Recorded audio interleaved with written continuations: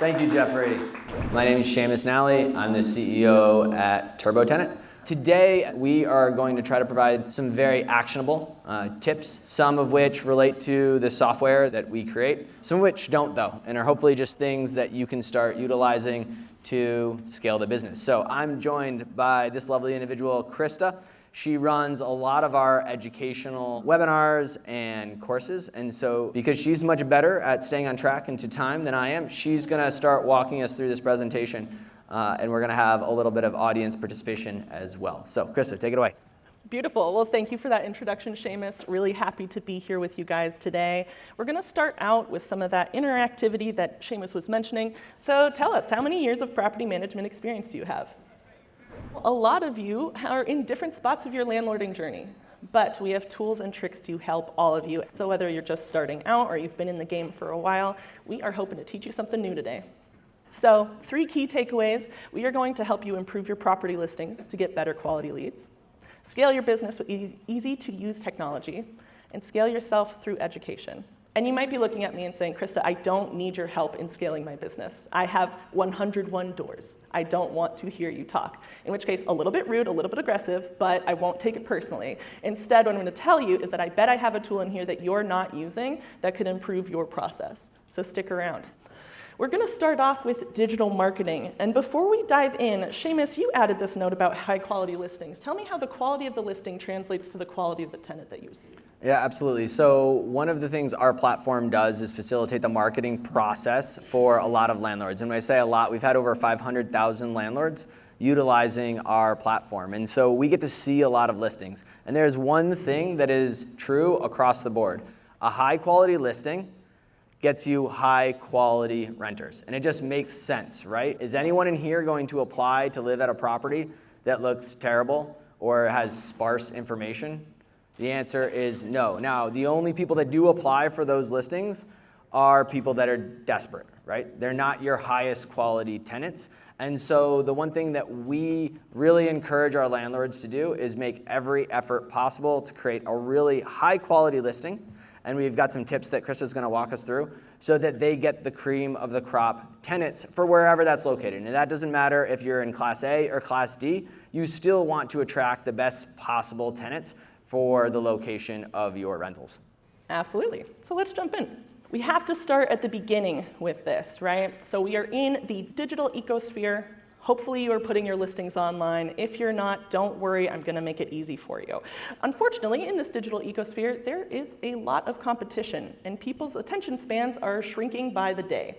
So right now, average attention span is about 8 seconds, which means you really need to make a good first impression in order to get quality tenants, especially because you are not alone in this ecosphere. In fact, you are competing not only with your fellow landlords in this room, but also with big companies like BlackRock.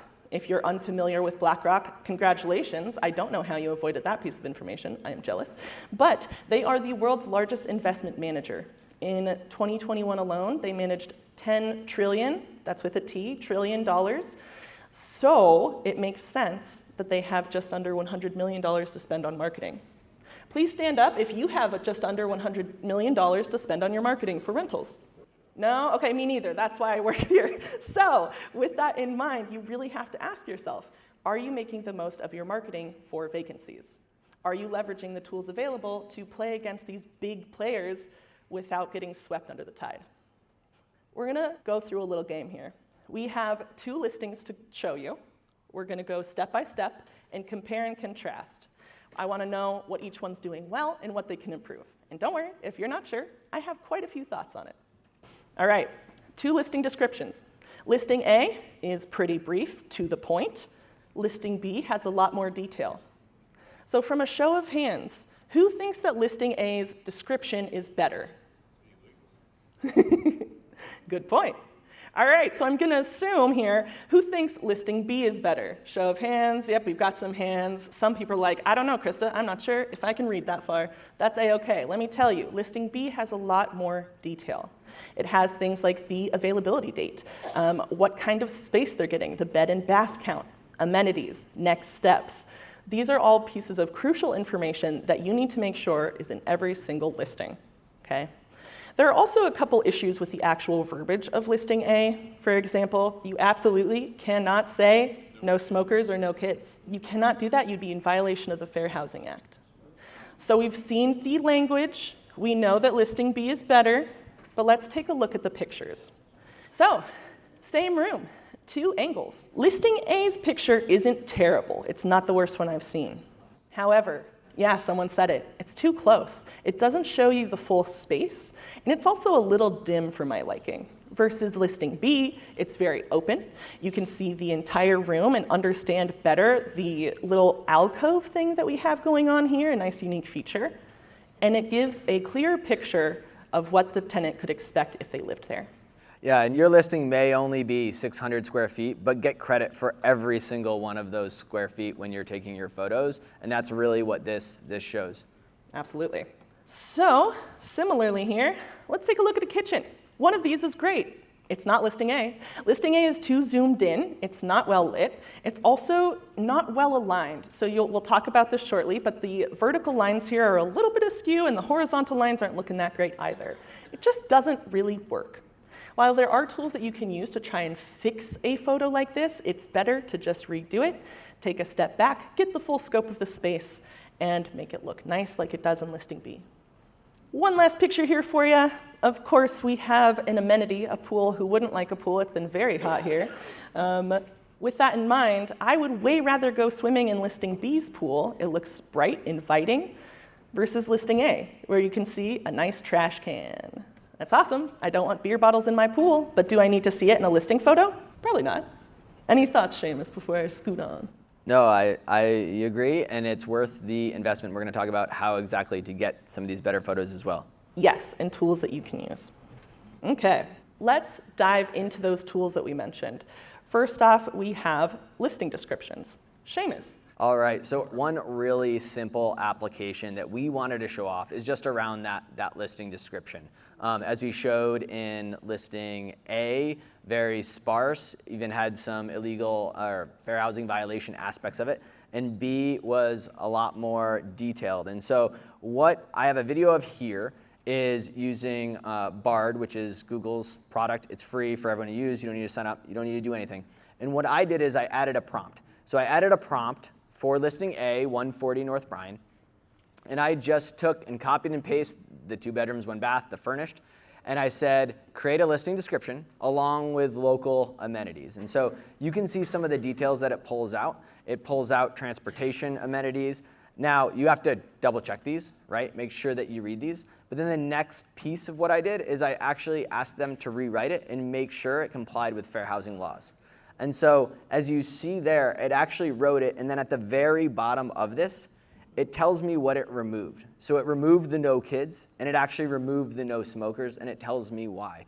So this is a really good way for you to create kind of that first listing description if you're not feeling overly creative. The other thing that's awesome is some listing sites have a character max. So a character max of 10,000 characters is very common across listing sites. So you can actually put in the prompt limit to 10,000 characters, and it will. So this is a very easy way for you to do it. For those of you with many listings, it's a quick way to create a whole bunch of these. I will say though, you still got to read through it. Make sure that you read through it, make sure that it's all true and that it makes sense. Absolutely. So, always good to leverage the technology available to you, but as Seamus mentioned, we still want some human eyes on the actual words. That said, there are other tools that you can use to further increase the likelihood that a tenant is going to read your description and fall in love with your property. I've listed them here. I won't go through each one individually, but I will say Grammarly is a huge free tool because, one, it's one that I use every day as a professional writer and researcher, so that's a pretty good endorsement. But the reason I use it is because it keeps my grammar looking good and making sense. So even if I miss a comma, they won't, and that means that I look better to my bosses. Can't argue with that. And you, in turn, will look better to prospective tenants because they are looking for something that they can understand, right? We've also listed out some services here that you can use, whether it's an AI-based service that writes your listing for you with a couple revisions available, or you can hire a professional who can spin up a listing description based on your photos. So different price points because, like I said, I know everybody's in a different space of their landlord journey, and it's important to cater to you all. And I think this is the first impression, right? Just like when you're marketing your business, when you're marketing a listing, that first impression really matters. If you have grammatical spelling errors, if it's in all caps, which used to be really, really popular on Craigslist, right? That sends a certain vibe. It sends that at a landlord, you don't have high attention to detail, right? And the renter's gonna draw conclusions to that. Now, will that scare off desperate renters? No. Will it maybe make really high quality renters think about whether or not they want to apply or see your place? Yes. And I think we're all in the business of getting the highest quality renter possible based on the location and the market our property is in. And so that's why we constantly tell our landlords when we get an opportunity to talk to them about their listing, read this description, look at these photos, would you want to live there based on what it's saying, right? Would you apply to this place? And these tools help a lot to make sure that you're not making simple mistakes. Beautiful.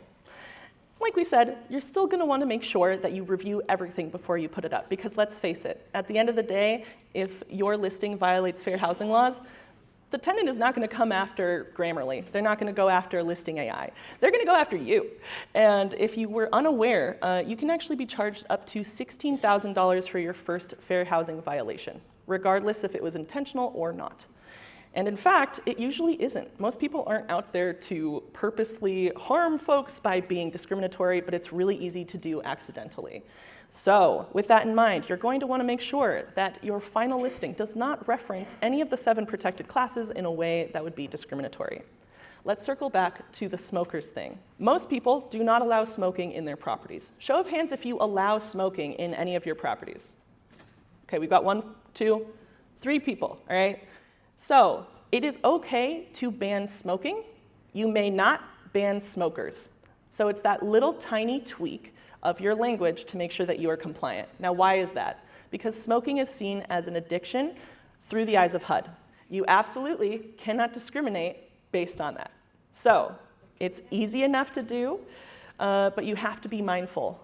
If you need some help being mindful, we have a course that we created specifically for this purpose. Our fair housing course for landlords goes through some commonly missed things that could get you in huge trouble if you are starting out with this technology thing, you've just gotten your listing AI reading, and you're like, okay, this seems good, but am I compliant? Is this gonna get me in trouble? Am I gonna have to pay $16,000 to Uncle Sam because I said smokers instead of smoking? I will say too, around fair housing is just a topic, and this is the reason that we did create a course. It's 2 hours of content on demand. It's worth the refresher, and if you have new team members that are helping you out, it's worth them going through that and learning it, right? Because anyone can make the mistake. You can be an absolute expert on it, and if someone on your team makes that mistake, right, it's putting you at risk. I find this is also especially important from the standpoint of listings, because the purpose of any listing that you are putting out, right, your goal is to get as many people to see it as possible, right? And so that just opens up the pool of individuals that can look at it, identify that there's an issue with it, and actually come after you. And from time to time, we get actually attorneys sending us letters about landlords' listings, thinking that we create them ourselves. We do not, the landlord wrote them, right? But they're trying to actually go after landlords that are doing fair housing violations, even ones that are very small, like saying no smokers as opposed to no smoking. Like that actually happens right now. And I'm sure many of you can agree with me that it sucks and it's brutal, and it's certainly not looking at the best intention of the individuals, but it's just not worth it. With that in mind, one last thing about fair housing. Did you know you can't say a property is family friendly? That's one that usually shocks people. Don't do that. That is discriminating based on familial build, and you just absolutely can't. So lots of things to learn. Check us out for that. Otherwise, we'll keep scooting along. We've talked to you about your listing, the description part. The other core component of your listing is, of course, the photography, right? So we're going to go through some basics here just to make sure that you know. We've mentioned that you should make sure that your lines are lining up properly, so horizontal and vertical. That way, your pictures look professional. The more professional your pictures look, the better quality tenants that you're going to be able to net, because they are looking at that and judging you as a landlord and your capability to take care of their needs. You're also going to want to make sure that your spaces are well lit when you're taking pictures, and tidy. Additionally, don't be in the pictures, watch your reflection. You're not going to get uploaded to a listing site if you are in the pictures. In fact, at TurboTenant, we will axe that because it is not good form. Additionally, turn off your ceiling fans. It looks like a scary blur. People don't want to be scared in your rental. So turn that off, make sure that you show off the amenities, and of course, if you're taking pictures outside, don't do it at high noon. Shadows are nobody's friends. Anything to add? I just think it's a really important point that you bring up in terms of being in the images. There are certain things that if you put them in your listing, they're not going to get posted on the most popular listing sites, right? So whether it's apartments.com or realtor.com or Redfin or Zillow, they're not going to post a picture with a person in it. It gets flagged as fraudulent, so they take it down right away. They also are not going to post any photos that have text over them. Okay, so from time to time we have landlords that are saying, discount 10%, right? Or no security deposit down, or putting other things that resemble deals on top of their photos. Those will get flagged as fraudulent in a lot of cases and taken down. So save that for the description. Don't add it to the photos. It's going to slow your turnaround. And the way a lot of these sites actually work is they won't even tell you why they take it down. It just will never go up, right? So save yourself the headache. Absolutely. So you've gotten your pictures, but what if you want to go that extra step? Let's say you have a luxury rental somewhere nestled in the mountains of Aspen and you really want to show it off. Drone photography is a great way to do it. So that is going to give you a bird's eye view of the property and the grounds. Of course, it's not perfect for every property. If you have a multifamily unit in the heart of downtown Denver, just surrounded by other buildings, probably don't need a bird's eye view of that. So use it sparingly, but where it makes sense, it has great payoff. It looks professional, it looks incredible, and it gives people a sense of everything that you have to offer in one fell swoop. Similarly, if you are really excited about taking pictures, I'm going to recommend that you aim to do it at twilight. However, it is tricky because that is a hard time for lighting. When it works though, it's gorgeous. You get pictures like this, which are dreamy, it's kind of a romantic vibe, and so this is another one for high-end properties if you have them out there. There are tools to help you mimic this kind of lighting. Canva is a really good one if you need to quickly edit or make changes to a picture, as is PicMonkey. Those are two great free services. But make sure that you give them a good base to work on. Have a good picture, meet the foundation that you need to have that solid image that people can use to picture themselves in your rental. Also, aim to have at least 10 pictures, and you're going to want to have them in the order that the person would encounter the spaces in your home. So really be mindful as you're building that listing of the order of your photographs. You don't want to go from the bedroom to the backyard to the bathroom to the front door. That's just a very confusing experience. You're looking to make it smooth for your prospective tenants. And if you're listing an amenity in the description, grab a photo of it, right? You want those things to line up one-to-one, once again, so the individual has a really good idea as to what your listing looks like. All right, enough of me talking for a hot minute, except I'm going to read this question. Have you created a virtual tour for a listing before? There is no shame. No one can see that you haven't done it, so be honest. Looks like the majority at no so far. Now, Seamus, have you gotten around to making a virtual tour?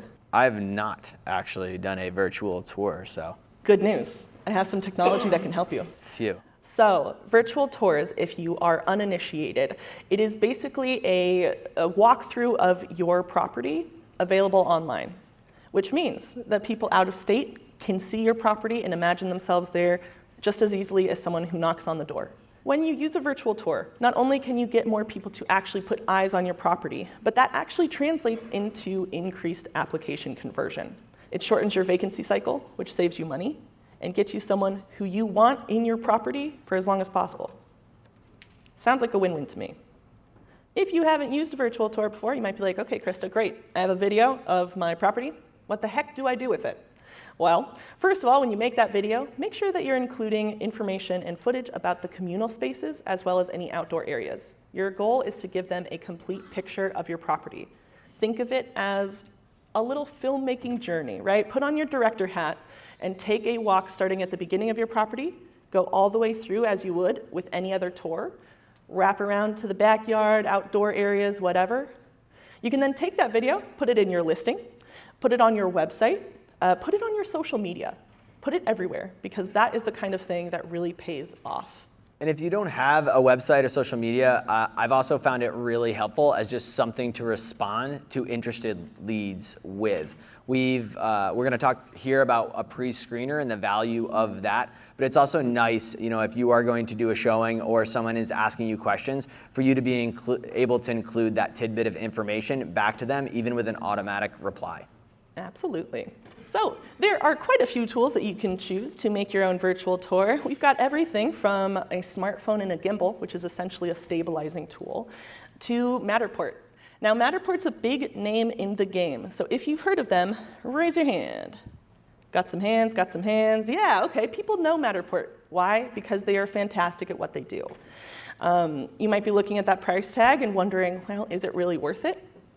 I would argue yes. And they don't even pay me to say that. But the reason that I think it's worth it is because you can actually reuse this virtual tour as often as you need to, as long as your property doesn't change majorly, right?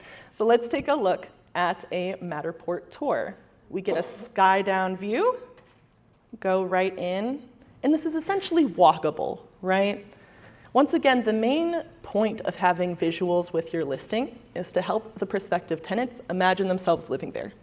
If you can get someone to imagine themselves living at your property, they are way more likely to apply, and if they like it, they're even more likely to treat it better than someone who doesn't really get a sense of the space and doesn't care.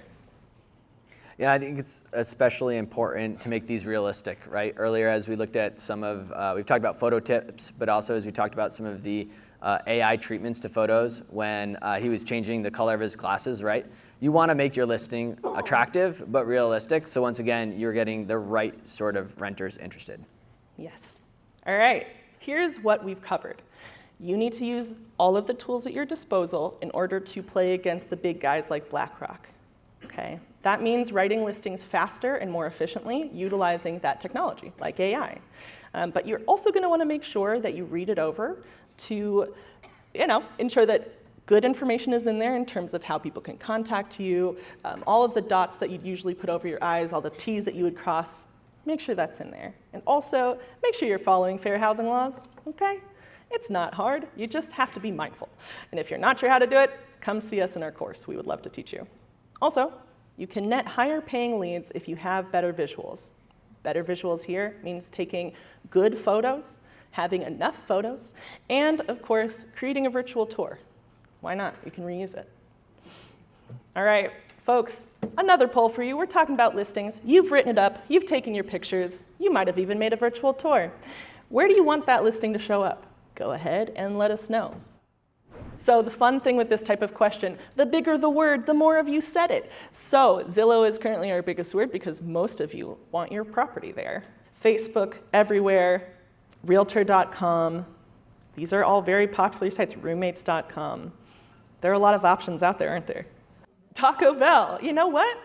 That's your prerogative. I'd love to see you afterward to know what kind of tenants you're getting. Let me know. Satisfied ones. Yeah, it's en fuego. Okay, Craigslist, Redfin, MLS. We've got quite a few listed here, apartments.com, Redfin, Facebook, Zillow's still our biggest one. So, how are you going to get more eyes on your listing? We've just listed a whole bunch of places that you want your properties to show up. Does that mean you have to manually do that? You have to go to Redfin, you have to go to Zillow, you have to go to Realtor.com and manually enter every single bit of information. That's the way of the past, but if you want to scale, no matter how many doors you have currently, you cannot keep doing that. Point blank, you don't have time. So instead what you need to do is build out your listing on a site that can push it out to the various sites you want it to go to with just one click. It's called a syndication network. Here on the side, you can see part of our syndication network. Those are some of the biggest names that we push your properties to when you list with TurboTenant. We've got Redfin, we've got apartments.com, rent.com, Facebook Marketplace. I mean, you name it, we can get it out there. But you have to make sure that you're using someone like us in order to unlock that feature. Not everybody offers it. It's well worth your time. I would say in general, though, we get the best quality and the most leads from apartments.com, which is something that's changed quite a bit, I would say, over the last 4 or 5 years since I've been in this business. Apartments.com, and then Redfin didn't used to have any rentals. They do now. They acquired another company, and so Redfin actually produces a lot of leads for our landlords as well. The nice thing is, though, if you are using a service like ours, it's going to keep all of your leads in one place. So regardless if Tom found your property on rental.com, Jim found it on apartments.com, everything is going to flow through TurboTenant, which makes it really easy to track your leads and ensure that you're following up with people that you want to be speaking with. So Seamus, you've looked like this once or twice. Is that not true? Yes, that beautiful flow of hair. So the reality is, if you take these steps, you are going to get a lot of leads. Our landlords get a ton of leads because there's housing in a lot of demand, right? And so it honestly can be a lot of work to do. One of the speakers this morning was talking about those leads coming in and categorizing kind of red, yellow, and green, right, in terms of what to do next. So we suggest all of our landlords use a pre-screener. This is before the application process. We automatically handle that in TurboTenant. As soon as a lead comes in, we automatically fire out an email with this pre-screener. And the reality is most of our landlords get so many leads that they only interact with individuals that fill out this pre-screener form to cut through some of the noise. And so a great pre-screener is going to ask these questions. So contact information, employment situation, monthly income, self-reported credit score, desired move-in date, number of people that will be living there, whether or not they have any animals or pets, the smoking situation, and then there's also just an open forum for them to ask any questions. Now, this is not an application. We still strongly suggest you take them through an application process afterwards. This is purely an opportunity for you to learn a little bit more, see who does not fit your rental criteria from the very beginning. For example, if you have an occupancy limit on your property, right, and they want to move in with 5 people, well, it's not going to be a good fit for them. And it allows you, once again, to tighten your funnel, keeping only the highest quality tenants around to go into the showing and application process. So with that in mind, once people have gotten through your pre-screener, you can further streamline this process by making it really easy to schedule with you automatically. I would recommend going through with Calendly. That is a piece of software that basically connects your digital calendar with anybody who wants to talk to you, insofar as they can book appointments with you for free. So you go in, you create your profile, you connect your digital calendar, like your Outlook calendar, your Google calendar, etc. And then if you need to block off time where you don't want people to schedule you, great, you can do it either in your calendar or in Calendly. Set some parameters for when you want people to talk to you, how long they can talk to you, etc.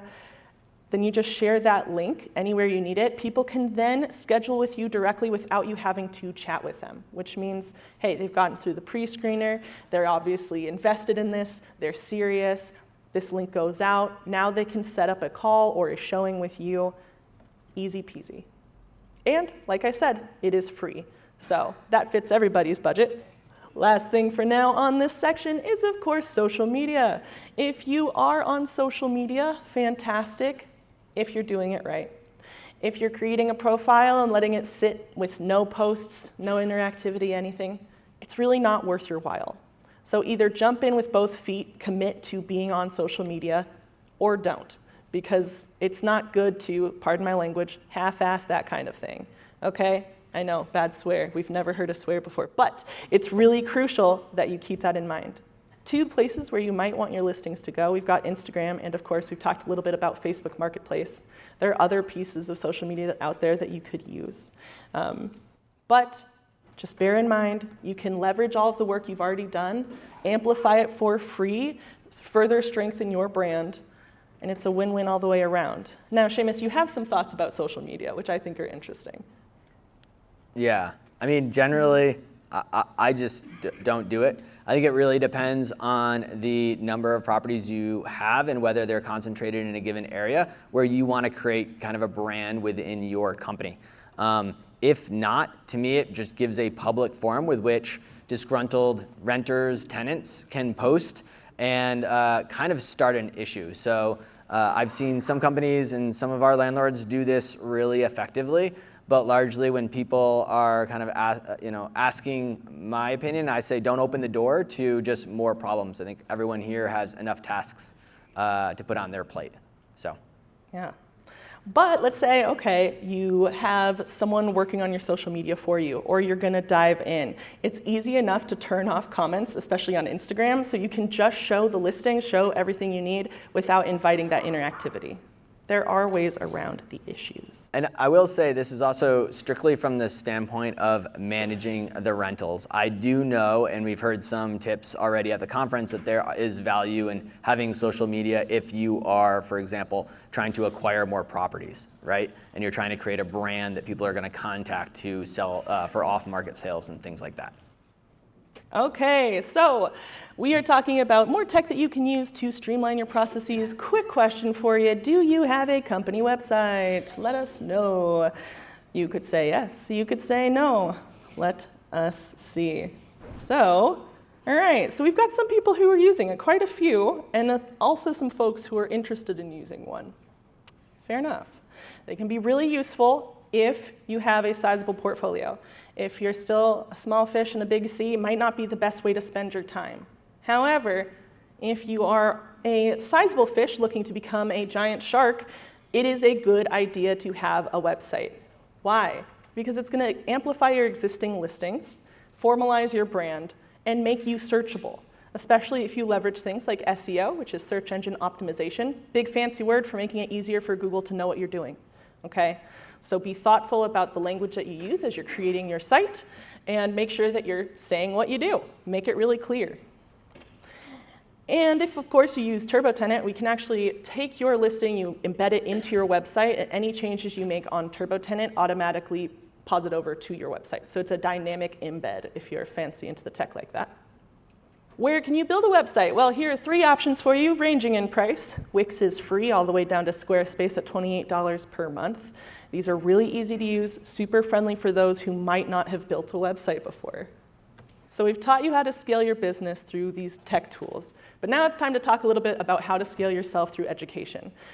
I'm going to recommend highly that you subscribe to The Key. I'm a little bit biased as I am the person who writes The Key every week, but it is a newsletter filled with tips and trending topics in the rental industry space to keep you in the know on things in a national sense. So it's engaging, it's fun, there are puns. So hopefully you will subscribe. We also want to talk a little bit about the courses and training we have. So of course, we are all here at the brilliant Mr. Landlord's annual conference. This is exactly the kind of place you can go to get good quality information. If you want some more, we have courses available. We have talked about the Fair Housing for Landlords course. We also offer a tax course to teach you some strategies you might not be using today in order to keep more of your bottom line. Things like how can you hire your family members and then make it possible for you to write off your kids' braces on your next taxes. Yeah? Sounds pretty good, huh? Sounds great. Yeah, thank you. I was going to say, everybody loves paying full price for braces in this room, but that's okay. Not for me, but you spend your money how you make it. We also have a free monthly webinar series in which I deep dive into a topic for you. If you didn't get enough of my voice in this presentation, meet with me once a month. I'll be talking for an hour. We talk about things from evictions to Section 8 housing to marketing tips. Anything that tickles your fancy, I can dive into it. Of course, that is just one of the ways that we build community at TurboTenant, because one of the most important things about being a landlord is knowing that you don't have to do it alone. So if you're not in the Mr. Landlord forum, you should be. It's very popular. There are also Facebook groups you can join, meetups, local associations, etc. So here is TurboTenant software. We offer everything that you need to manage your rentals, from finding a tenant to collecting their money every month, your favorite part of landlording, right? These are all the ways that we can help you out and make sure that your business runs smoothly. Well, guys, thank you so much for your time and attention. Mr. Landlord, thank you for having us. It has been lovely to chat with you, and come see me in a webinar if you are curious about what we can teach you. All right, thank you so much.